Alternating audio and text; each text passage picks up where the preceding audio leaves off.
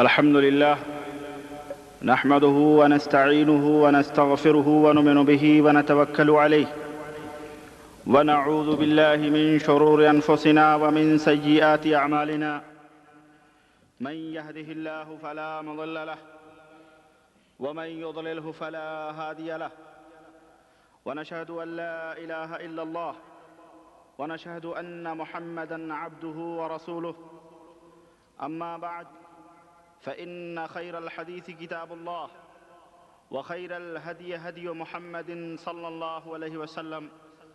وشر الأمور محدثاتها وكل محدثة بدعة وكل بدعة ضلالة وكل ضلالة في النار.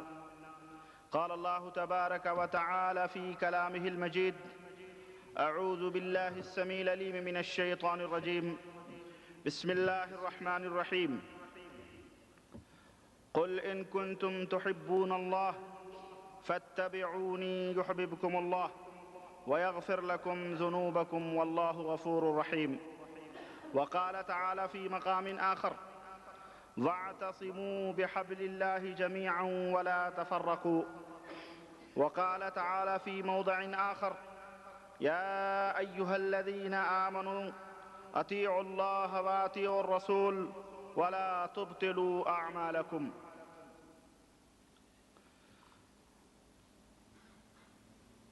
تمام قسم کی حمد و ثنا اس اللہ وحدہ لا شریک کے لیے لائق و زیبا ہے جس نے ہمیں اور آپ کو پیدا فرمایا. درود و سلام اس ذات مبارکہ مقدسہ پر جو ساری کائنات کے لیے رشد و ہدایت بن کر کے تشریف لائے. اللہم صلی علی محمد وعلی آل محمد كما صليت على إبراهيم وعلى آل إبراهيم إنك حميد مجيد. اللهم بارك على محمد وعلى آل محمد كما باركت على إبراهيم وعلى آل إبراهيم إنك حميد مجيد.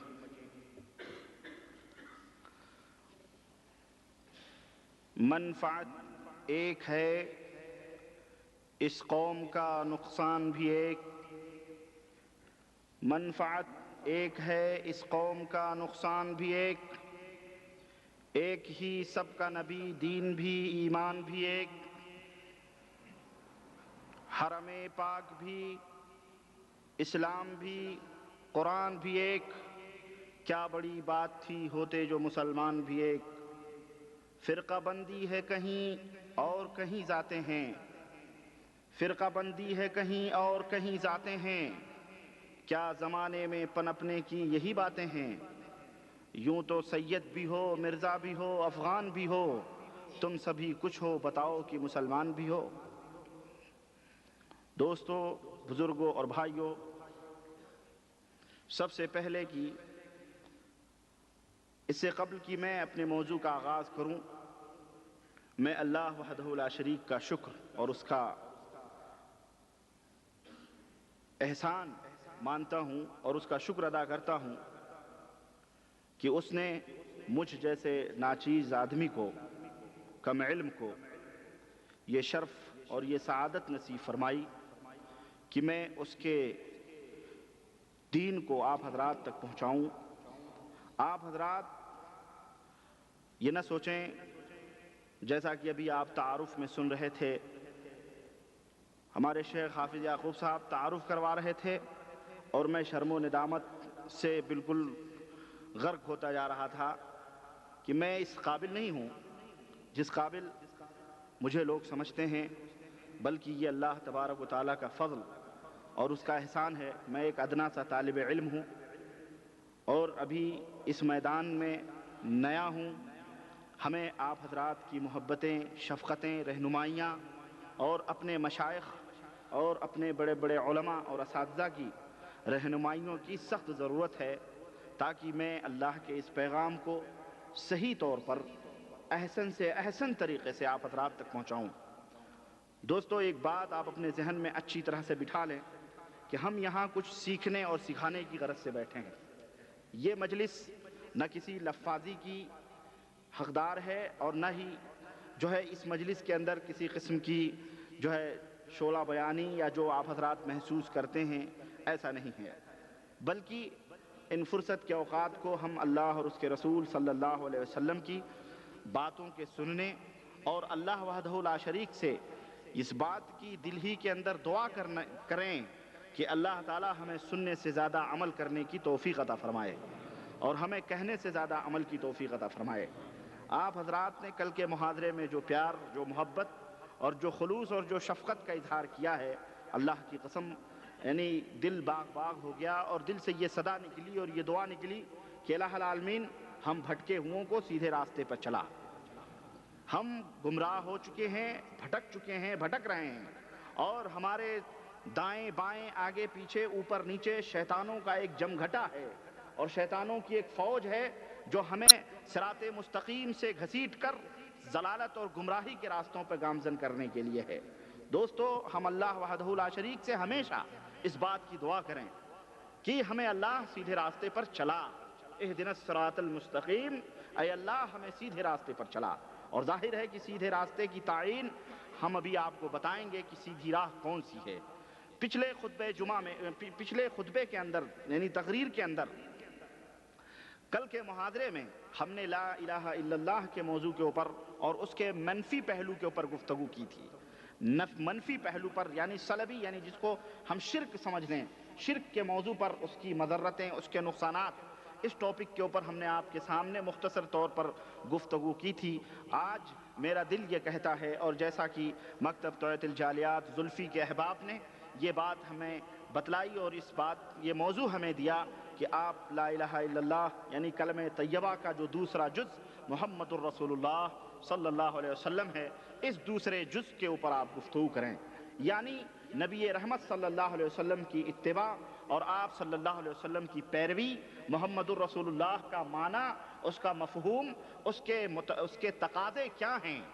ہمیں یہ محمد الرسول اللہ جب ہم کہتے ہیں تو اس کا تقاضا کیا ہے، اس کا مفہوم کیا ہے، اس کا معنی کیا ہے۔ اسی طرح سے اس کے ساتھ ساتھ مسلمانوں کے درمیان اتفاق و اتحاد کی دعوت، اور اتحاد اور اتفاق کی بیس کیا ہے، اتفاق اور اتحاد کی بنیاد کیا ہے، کن بنیادوں پر، کن پلروں پر یا کن بیس پر ہم تمام مسلمان اکٹھا ہو سکتے ہیں اور ہماری آواز ایک ہو سکتی ہے، ہمارا کلام ایک ہو سکتا ہے، ہمارا طرز فکر ایک ہو سکتا ہے، ہمارا انداز ایک ہو سکتا ہے، اور ہر چیز کے اندر ایکسانیت پیدا ہو سکتی ہے۔ وہ بیس کیا ہیں، وہ بنیاد کیا ہیں؟ اللہ کی توفیق سے آج میں اس محفل میں کچھ اس تعلق سے گفتگو کروں گا جیسا کہ آیت کریمہ سے واضح ہے۔ میں نے قرآن کریم کی چند آیات آپ کے سامنے رکھی ہیں، اور ایک بات یہ بھی سن لیں کہ انشاءاللہ جیسا کہ میں پچھلے محاضرے میں بتلایا ہوں کہ بات جو ہوگی یا تو رب کے قرآن کی ہوگی یا نبی رحمت صلی اللہ علیہ وسلم کے فرمان کی ہوگی، بس یہاں پر اور دیگر چیزیں نہیں بیان کی جائیں گی انشاءاللہ باذن اللہ۔ قرآن کریم کی اور آپ حضرات سے بھی ایک گزارش ہے کہ براہ کرم آپ نہایت ہی توجہ کے ساتھ میری گزارشات کو سنیں۔ میرے ساتھ ایک پرابلم یہ بھی آتی ہے کہ ہماری باتوں کو بعض بزرگ حضرات یا معمر حضرات جو ہیں وہ یہ سمجھتے ہیں کہ یہ بچے کی بڑھ ہے، بچپنا ہے، ابھی اس کا لڑکپن ہے، اس کے پاس اس کا کیا ہے۔ ایسی بات نہیں ہے، ایک بات آپ ذہن میں رکھیں، یہ بھی ذرا معنی ہوتی ہے کہ جی اتنے بڑے بڑے لوگ ہیں ایسی بات بولتے ہیں، یہ چند دن کا چھوکرا یہ بات بولتا ہے، سمجھ رہے ہیں؟ دیکھیں علم جو ہے نا، علم یہ عمر نہیں دیکھتا ہے، علم اور عمر میں زمین آسمان کا فرق ہے۔ آپ باپ انگوٹھا چھاپ ہے، بڑے عمر کے لوگ کچھ پتہ ہی نہیں ہے، بیٹا پائلٹ بنا ہوا ہے، بیٹا الحمدللہ علامہ ہوا ہے، تو اس کا کیا مطلب ہے کہ باپ زیادہ عالم ہے اپنے بیٹے سے؟ قطعاً نہیں۔ ہمارے والد، ہمارے ماں باپ سعودیہ دیکھے نہیں، ہم نے سعودیہ دیکھا ہوا ہے، ہم دنیا کو بیٹھ کر کے دیکھ رہے ہیں۔ اس کا مطلب یہ نہیں ہے کہ عمر سے علم کا کوئی تقاضا نہیں ہے، عمر کتنوں کی بڑی ہو سکتی ہے اور چھوٹے چھوٹے عمر والے جو ہے اچھی علم کی باتیں کر سکتے ہیں۔ اس لیے پلیز ہمیں نہ دیکھیں آپ، ہم تو ایک پتھر ہیں جو ایک نشان راہ ہیں، جو سڑک کے اوپر گڑے ہوئے ہیں، جو آپ کو ایک نشان بتلا رہے ہیں کہ یہاں سے راستہ مڑتا ہے دائیں طرف، یہاں سے راستہ مڑتا ہے بائیں طرف، آگے کون سی منزل آ رہی ہے، آگے کون سی منزل آ رہی ہے۔ ایک نشان منزل ہیں، ایک سگنل ہیں، ایک سمجھیے نشان راہ ہیں۔ تو ہمیں نہ دیکھیں آپ، پتھر پر لکھی ہوئی نصیحتوں کو پڑھ لیں اور جو باتیں بیان کر رہے ہیں اللہ اور اس کے رسول کی، اسے اپنے دلوں میں بٹھا لیں۔ اور اس کو اگر آپ نے اپنے ذہن و دماغ میں جگہ دے دیا تو اللہ کی قسم ہے انشاءاللہ دنیا ایک طرف ہو جائے گی، لیکن آپ کا رویا بھی، آپ کا بال بھی بیکا نہیں ہو سکتا ہے، اور شیطان ہزار کوششوں اور ہزار جد و جہد کے باوجود بھی آپ کو انشاءاللہ گمراہ نہیں کر سکتا ہے۔ میں آج کی اس مجلس میں وہ بنیادی اصول آپ کو دے رہا ہوں، آج کی اس مجلس میں میں وہ بنیادی نکات آپ کو دینا چاہتا ہوں جس کو آپ اپنے اگر ذہن میں رکھیں گے تو انشاءاللہ کبھی بھی گمراہ نہیں ہو سکتے ہیں۔ بڑے سے بڑا کوئی علامہ ہو، بڑے سے بڑا کوئی مفتی ہو، بڑے سے بڑا کوئی پیر ہو، بڑے سے بڑا کوئی مرشد ہو، اس کا بھی گریبان پکڑ کر کے آپ یہ بات پوچھ سکتے ہیں کہ یہ بات صحیح ہے یا غلط ہے۔ دوسری چیز آپ کو میں بتاؤں، پرچیاں تقسیم ہو چکی ہیں، میری یہ عادت ہے کہ محاضرے کے بعد سوال و جواب کا میں فل موقع دیتا ہوں۔ آپ حضرات کے اوپر اللہ کی قسم ہے اگر کوئی شبہ ہمارے اس محاضرے سے یا ہمارے اس لیکچر میں پیدا ہو اور آپ کے ذہن میں ہو تو اللہ کی قسم ہے آپ یہیں پر آپ ٹوک سکتے ہیں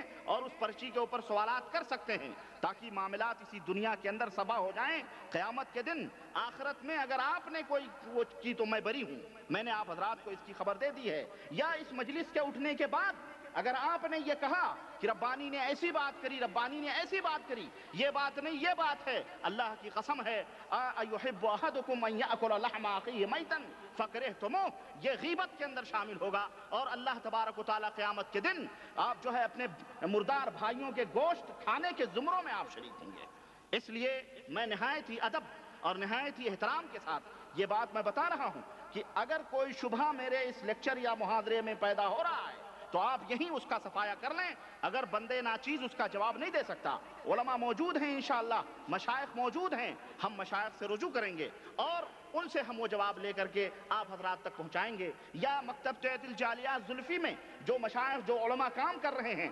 انشاءاللہ ان کی ذمہ داری ہوگی وہ سوالات لے کر کے اور یہاں جو مشائخ ہیں ان سے رجوع کر کے مملکے کے اندر وہ آپ تک پہنچانے کی کوشش کریں گے۔ لیکن یہاں سے نکلنے کے بعد میں آپ دائیں بائیں ادھر ادھر اور جو ہے گوشت کھائیں مردار بھائی کا، یہ قطعاً جو ہے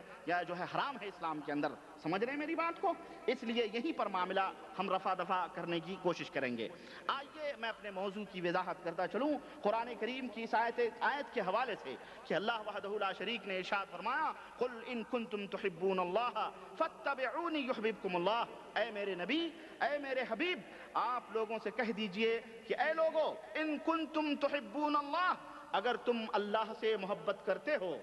معاملہ واضح ہے، قرآن کی آیتیں صاف ہیں، ان کنتم تحبون اللہ، اگر تم اللہ سے محبت رکھتے ہو، اللہ سے محبت کا دعویٰ تمہیں ہے، فاتبعونی، تو میرے پیچھے پیچھے چلو، فاتبعونی، تو اے نبی آپ یہ کہہ دیجئے کہ میری اتباع کرو، میری پیروی کرو، میرے پیچھے پیچھے چلو، یحببکم اللہ، اللہ تمہیں اپنا محبوب بنا لے گا۔ اگر تم میرے پیچھے پیچھے چلو گے، نبی کی اتباع اور اس کی پیروی کرو گے تو اللہ کے تم محبوب بن جاؤ گے۔ یہاں ایک نقطہ میں آپ کو سمجھاتا چلوں، اللہ آپ سے محبت کرنے لگے گا۔ ایک تو یہ ہے کہ سعودیہ کے اندر آپ رہتے ہو، قریب کی مثال میں دوں، ایک تو یہ ہے کہ آپ کا باس، آپ کا کفیل، ہر عامل اپنے کفیل سے محبت کرے، آپ اپنے کفیل سے محبت کریں، اور یہ میں سمجھتا ہوں ہر عامل اپنے کفیل سے محبت کرتا ہوگا، اور ایک یہ ہے کفیل آپ سے خود محبت کرے۔ دونوں میں فرق ہے کہ نہیں فرق؟ کون زیادہ محترم، کون زیادہ معزز، کون زیادہ بہتر ہے؟ آپ کوئی شخص اپنے کفیل سے محبت کرے وہ زیادہ احسن اور بہتر اور مکرم اور محترم ہے، یا وہ زیادہ بہتر ہے کہ کفیل اس سے محبت کرے؟ ظاہر ہے آپ کا جواب یہی ہوگا بھائی وہ تو بہت بڑے نصیبے کا آدمی ہے جس سے کفیل